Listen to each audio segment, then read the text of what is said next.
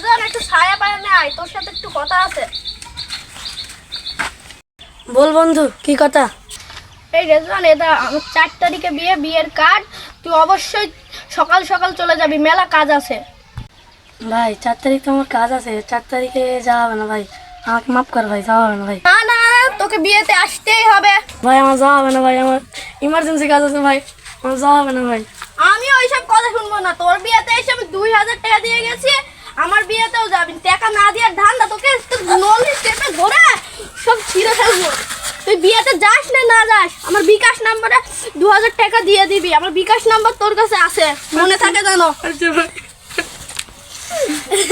এ আবার কেমন লোক ভাই, মানবতা আজ কোথায়? বিয়েতে আসবে না, টাকা না দেওয়ার ধান্দা, ওর কোনো কাজ নেই।